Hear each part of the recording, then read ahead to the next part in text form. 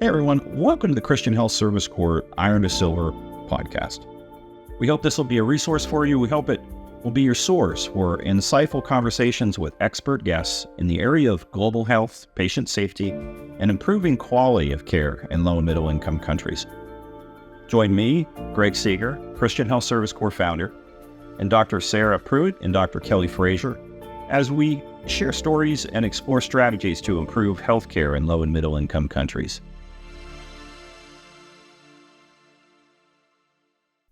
Hey everyone, welcome to the new Iron to Silver podcast.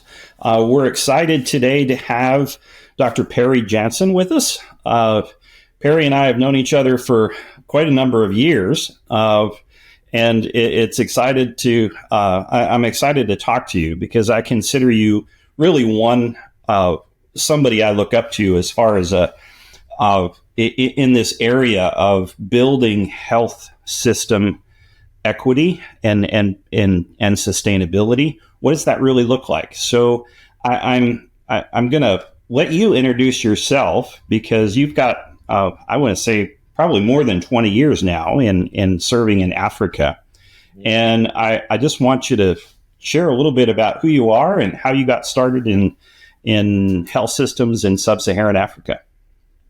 Yeah, I'm Perry Jansen. I'm a family physician from the U.S. I had a private practice for a number of years before, I think, kind of getting frustrated with American medicine, while also sensing God's calling to serve people. I had an opportunity to go to Malawi on a short-term trip, actually with my father-in-law, to a clinic that had just been started, and the doctor that was supposed to come serve at the clinic decided to get married, and his wife wasn't yet ready to move to Africa. And so I was feeling frustrated on one hand and also having this opportunity to go serve in Africa. And initially, we were agreeing to go for 2, maybe 4 years. We had young kids at the time. And very soon after going to Africa, as I was preparing to go to Africa, I should say, I knew about the HIV/AIDS epidemic. It was in the news. This was the year 2000, before they had any real treatment available in Malawi, in Africa, for treating HIV. In the U.S., they had started these what they called at the time, highly active antiretroviral therapy, which was very effective at basically extending the lives of people suffering with HIV. In Africa, and especially in Malawi, had one of the highest rates of HIV, probably the 5th or 6th highest in the world. And medication was completely out of the range of affordability. And they didn't really have any systems for administering HIV. When I first went there, probably 60% of the patients I saw were coming in with undiagnosed HIV-related illnesses. And really, most of them died actually from the disease that they came in with, whether it's TB or meningitis or sepsis. And early on, it was really exhausting, I think, as a person working in the U.S., not really familiar with working with so much death and not having the tools that I had in the U.S. And I was, like most Western physicians, we were out to find out what the medical problem was. And so I was testing people for HIV, but then basically delivering a death sentence saying, you have HIV, we can treat this infection, but we have no real cure for you. And it was interesting. I recognized the shift in my own heart that was representing, I think, what God was placing in my heart as a calling to say, this is why I came to Malawi. And that even days where I would give out a lot of diagnoses, I was still energized somehow because of that clarity of saying, this is why God has called you here. And I had a unique opportunity because Malawi is a small country to get involved at a national level with the Ministry of Health and UN agencies and US governmental agencies to start considering whether or not we could ever offer AIDS treatment, the antiretroviral therapy in Malawi. Actually, it was my second week in Malawi. I got invited to this national meeting that then led to subsequent meetings, that led to a task force, that led to a implementation or a grant writing group. And so during the day, most days I was seeing HIV patients. And then almost every week or two, I was going to Ministry of Health meetings saying, how can we as a country, we meaning Malawi as a country, respond to HIV? And it was a lot of learning. I had some great mentors within that group, including Dr. Tony Harries, a professor from the UK, who just did a great job really bringing all the players together to think about the problem, look at what solutions were available, what are some of the ways that we could do HIV treatment. We ended up implementing what they now call a public health approach to HIV, which was using very few lab tests and lower level providers, standardized regimens to implement HIV therapy. And it ended up actually being a program that it was a model for other low-income countries for implementing HIV care, and really was able to rapidly scale up antiretroviral therapy from, I think in 2003, we had about 2,000 people in the country receiving ARVs. And within about 6 years, we had 90% of everyone with HIV, meaning close to 1 million people on HIV treatment, free HIV treatment. And so it was a very effective rollout of a high-tech treatment, but using very contextualized methodology for implementation. And it was during that time that my focus started shifting from a strong calling related to HIV to more broader interest in how do we strengthen health systems.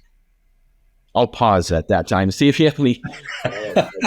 So, like a duck. Yeah, no, this is good. And there's so much that I don't know about your history and the things that you walked through during that time. They must have been really super challenging. I have a lot of friends that were fully engaged at that time. I know that operationally, I had done some work from this side of the world to, in program writing, and it was a super challenging time.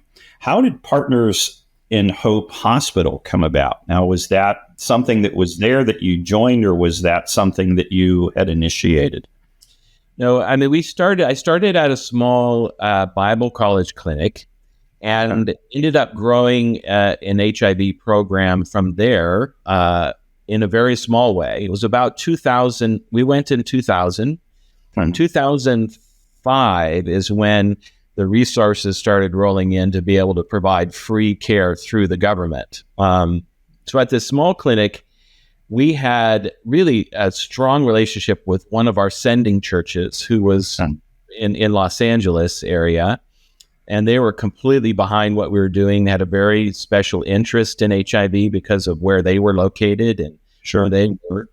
And so they provided resources, and I purchased the antiretroviral drugs directly from the generic providers in India and prescribed them there. And we had an opportunity because of what we were doing there, and because of the resources that were on their way through the U.S. government. We had an opportunity to apply for a grant to expand our HIV program. And that was what really brought out the lack of unity in the vision between where I was at the Bible college and what God was calling us to do, to focus on HIV. They weren't there to do an HIV program. They were there. The clinic was there really to serve the somewhat the local community, but especially the college that located at. And so it was a painful time. And actually there was, I sort of learned lessons about, think of it as sort of like a Paul and Barnabas kind of thing, to say, well, we see very differently. And so we're going to split ways. And yet God used that. Actually, what we ended up doing through Partners in Hope could never have been done under Sure. the umbrella of a Bible college. And so I was able then to capitalize on some of the relationships that I'd built with Malawians to develop a Malawian board and form an organization called Partners in Hope, a completely Malawian organization. And it was, people I had met during this process. And one of our early goals for that organization was, well, first of all, it was focused on HIV, and it helped kind of keep us very targeted in our objectives. And it had, one of our core values was really to have this be a true Malawian organization, that we would eventually move towards nationalization of our leadership, and our, everything that we did was from within the country. Learning from, the other place where I served, I also did not want to be an exemplar for founders syndrome. Who founds it just cannot release it. And so having that mindset, I think from the beginning, increased my willingness to eventually hand this over. But we started as a nonprofit in 2004, and were able to find an abandoned IV fluids factory that was a beautiful structure that inside completely needed to be gutted. And so our same church helped us buy that building. And because of my involvement with the national program, from the day that we opened our doors, we were actually supported by the Malawi government. The National AIDS Commission of Malawi was providing about 80% of our operating costs. Wow. As we opened. And we became a center for free HIV care. And also one of the niches that we found was we needed to have kind of a high level private clinic that wasn't an HIV clinic. It was a general medical clinic for the people kind of in the upper echelons of society to come and not be stigmatized just by being there as having HIV. The government had its free ARV programs that you would go and, sit in line all day to get your ARVs. But if you were sitting there as a pastor or as a member of parliament or a business leader, the next day you'd be in the paper and it's like, we know that this guy has HIV because he was at I saw him at the HIV clinic. And so it was a niche that really also helped us create inroads with international agencies like the UN and the U.S. State Department and other diplomatic organizations, where actually the clinic became kind of a diplomat kind of, it became a nice private clinic. That's where people with insurance and money went for diabetes and hypertension, other illnesses. But we had specific agreements with these employers to provide HIV care to their patients. And interestingly, this population of successful, educated people had higher HIV prevalence even than people who were in the village. Interesting. As they lived in the city and they had access to money and, they were a bit more socially active, as you maybe would say. And so they had higher risk behavior and had pretty high prevalence of HIV. So we were able to, sometimes we think of disparities in access as related to not having money, but that was a disparity in that people with position in society needed to have a place that they could go that would help to maintain that privacy. And for us, it also became a mechanism for generating income, so that we were able to cover the cost of our free clinic, significant part of the cost, not completely, through care for those who could pay. And that's a balance that a lot of mission hospitals struggle with. They think, well, we're going to do services that are focused on people who can pay, and it's very easy then to put all your energy inside of that, all your time to the things that make money, and forget what your core vision is, what your core mission is. I believe for Christian hospitals, mission hospitals should always be a preferential care for the poor. We had the luxury in that our care for the poor was very focused on HIV, and that was an aspect of healthcare that was well funded. And so we then began getting some grants from U.S. government, initially as a sub-recipient, to do HIV care and HIV testing programs.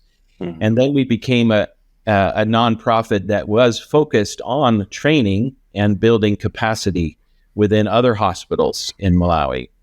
And so during that time, during the time I was there, we really grew from being a primarily like outpatient clinic taking care of HIV, then to an NGO involved in HIV capacity building throughout the whole country. Today, and also was able to realize my goal of handing over to national leadership. And it's today, Partners in Hope is being run by Dr. Agnes Moses, who's she's about 4'11", but very powerful, very intelligent Malawian physician. Her right-hand person, our director of operations, also is a female Malawian. Our board chairman is a female Malawian, and we have some males there too. We're not discriminatory, but some really great Malawian leadership. Some of the best people are working at Partners in Hope. Now they are working in 9 districts in Malawi, caring for about 200,000 people on HIV treatment, and doing a lot of community-based work. So our total staff is right around 1,500 people working in 9 districts. And so it is something that's way beyond what Dr. Jansen could have done. And I really believe that this was something God laid on my heart to launch. But, the intention all along was to build a structure that could kind of be a permanent Malawian institution to transform healthcare in Malawi. That is so refreshing. I think that we look back at all the mission quote hospitals that have formed in so many places, but specifically Africa, right? There wasn't that forethought. They weren't developed with an exit strategy. Yes. They were developed by the founder to provide good charity care. And when the founder was called home or called away due to illness or death, there just wasn't a good transition strategy. Yeah, and that has resulted in so many hundreds of these places closing. But I just loved your vision for that from the beginning, because it is such an example of what health system development should look like versus often what it's been in the last 100 years. So I really appreciate your work in that area, because I think it's something that we need to point to. Sure. Yeah. And telling the short version of the story makes it sound like, oh, this was all a bed of roses and everything went well, and wasn't I so clever to have thought of this? Yeah. The real story is like all kinds of challenges and failures along the way. One thing that I'm a physician. Often mission hospitals end up being run by doctors, and doctors, we're not trained on how to run an organization. We don't know how to read financial reports or, follow human resource principles and even strategic planning, all that kind of stuff. So, a lot of that I learned the hard way by doing it wrong. One of the best things that happened, I think, to Partners in Hope was a major fraud about 5 years in. Thankfully, it wasn't from our donor funds. It was from our own cash flow. But one of our trusted Malawian financial manager was systematically stealing, and it eventually came out, and he fled the country, and it nearly collapsed Partners in Hope financially. Thankfully, God had his hand upon us. Our church from California pitched in some money to bail us out. the Malawi Revenue Authority, who was the one that he was mainly cheating, this is the IRS of Malawi, was gracious to not fine us. They could have charged us a large fine for that. So we recovered, but what came from that was really the realization, first of all, that I need to learn how to be a CEO and some of these skills, and I need to bring in some real people who know how to run an organization and put in some more deliberate systems for preventing this. And so I'd certainly left some messes for the CEO but the systems were there, for providing good financial reports, good monitoring and evaluation programs for measuring outputs and impacts and such. And I think that's one of the foundation. There's a couple of foundations that I feel are really important for a mission hospital to succeed in the long run. One is having an appropriate governance structure where you have the right people doing governance and not management. So the governance, the board is there to provide accountability and support for the CEO, to set a general direction, but then also to release the CEO to manage the hospital. And that's often where a lot of mission hospitals struggle. Sometimes you've got a rubber stamp board. It's like, well, yeah, we know, especially if it's a founder, we know he does good things. He's a good person. We just say yes to whatever he asks us. Other times where you've got a bishop or a, church leader who wants to make this his private kingdom and call all the shots. And so healthy governance is really, really important. A clear vision and mission to say this is what we're here to do, that helps to guide then the development of your strategy and your objectives. So that's sort of in the leadership category. Having good systems for management, HR, finance, procurement, critical. Having good facilities, that you have electricity that works and a reasonably good-looking, clean facility that people feel cared for. Those are vital, I think, to having a sustainable institution. Yeah. So now that's a good segue into my big question for you, which is you did a TED Talk back in like 2014 or 15. It was just after the Ebola, the massive Ebola outbreak in West Africa. And you asked a question, what is the formula for producing quality, equity, and sustainability in health systems?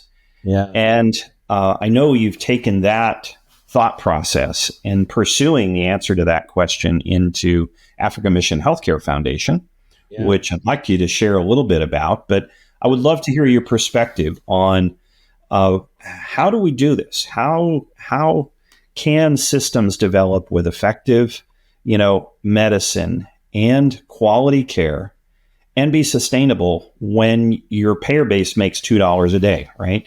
That's the challenge, is providing health care to the poor. We can't do it here in this country without a third-party payer system. How do we do that in poorer places, in low and middle income countries where there is no payer base, essentially?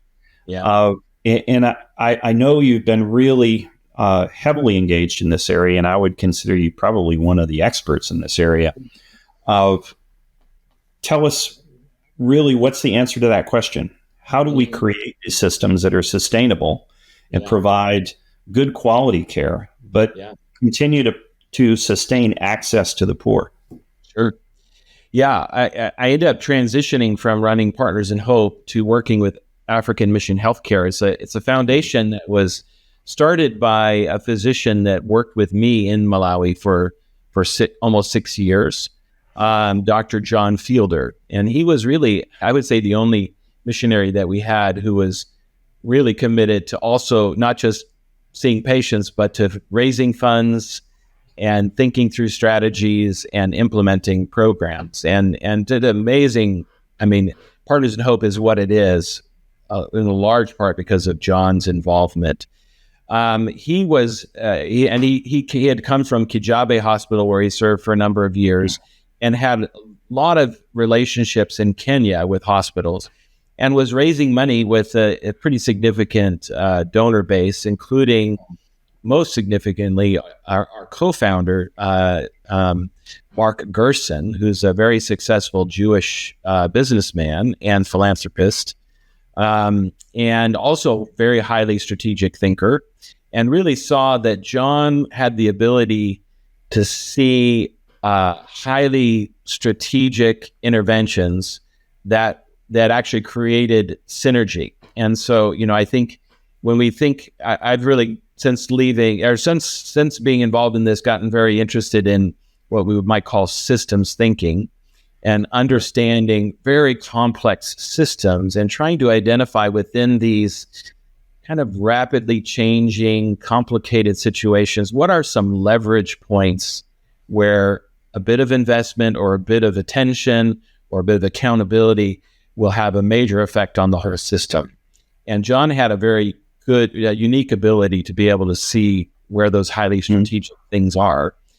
And he approached me about one of his ideas that just resonated so much with me, called a mission hospital teaching network, where we have some hospitals. I would say Kijabe is probably the best example. Kijabe Hospital, Kenya, of hospitals that started out, small hospitals like any other hospital, but then became larger and started doing medical education. And that medical education has had an impact not just on the quality of care in that hospital, but has been able then to train physicians and nurses and others that go out even to other countries and transform health systems. And his thought was, we have quite a number of other mission hospitals who have the potential. He worked at Kijabe when it was kind of more like a Kabuye hospital. It's small, doing lots of care, but that transformation to really a center that would impact a continent, takes, that was a transformation that Kijabe underwent. Sure. And a lot of that was because of an emphasis on medical education. And so we started this with money from Mark Gerson, and now have had other donors who've given to this, starting initially with just 2 hospitals that were wanting to start training programs. One of them in Burundi had just an internship program, and they wanted to start surgery and family medicine, Kabuye Hospital. And then in Koma Hospital in Malawi, who we had helped start a family medicine program there, and their aspiration was to start a surgical training program. And so we went in with, was really a goal to try and address what are the barriers to that are keeping them from starting these programs. And we picked these 2 because they were on the list from the Pan-African Academy of Christian Surgeons, PACS, to be new PACS surgical training sites. Yep. But they needed things like housing and oxygen, intensive care units, operating theaters. And so our goal was really to come in and try and help fund some of those strategic things that would allow them to start a surgical training program. And both of those 2 programs now have started PACS programs. Kibuye is just about ready to start a family medicine training program. The other aspect, in addition to starting programs, we want to invest in creating organizational health, helping them run well as an organization. And that's sort of this pillar of, governance and leadership and infrastructure and systems that helps a hospital run well. We kind of have defined a teaching hospital in this context. They're defined 3 major pillars. One is organizational excellence, 2, clinical excellence, and 3, a culture of learning and teaching. And all 3 of those really need to be present. If you have a hospital where you've got great clinicians and who love to teach, but the systems aren't working. They don't have money to buy drugs. The power is going on and off all the time. They don't have the right facilities, the right tools. They can't do the care that they're giving. And if you have a hospital that is giving really poor medical care, like many, especially government hospitals in Africa, and you have a training program in that hospital, you're basically just perpetuating incompetence. You're training them how not to do things. And so all three of those components need to be there in order to have really a healthy teaching hospital.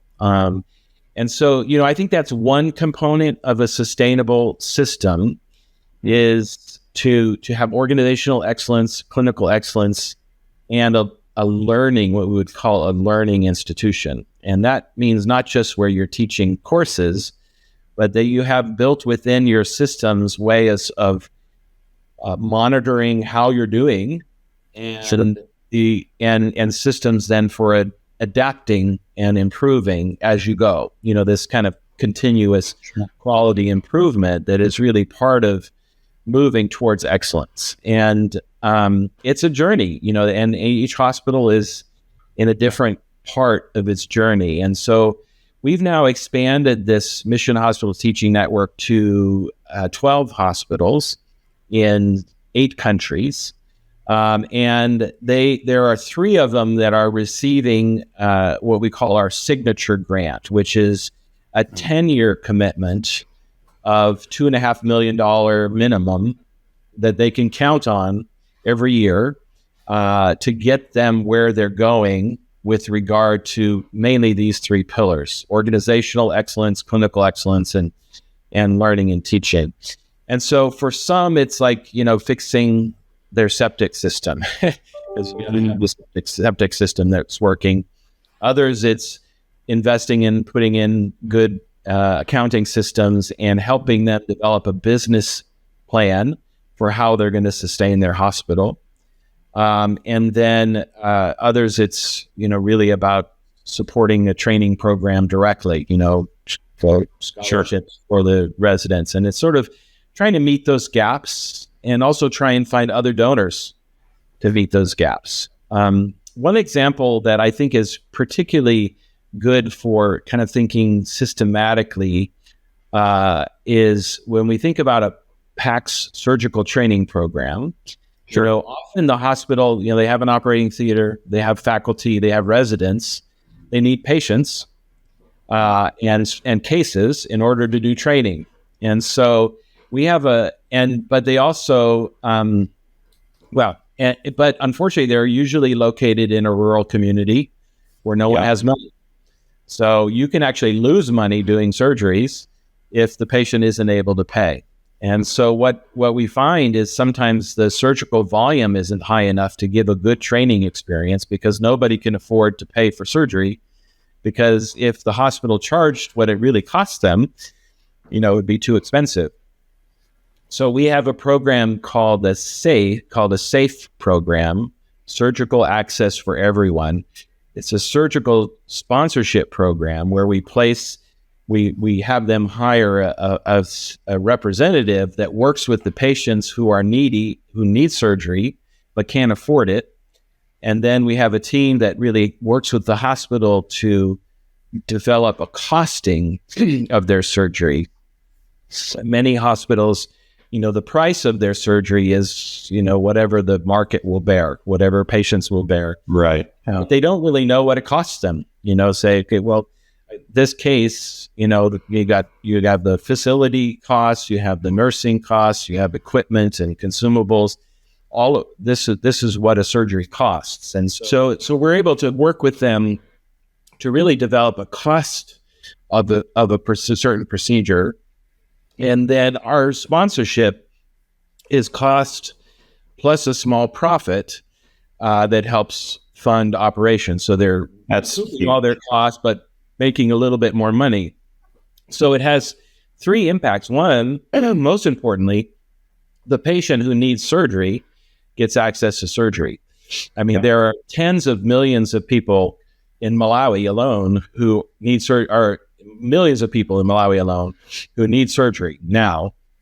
but can't afford it. And so improving access to someone getting surgery when otherwise it would bankrupt them.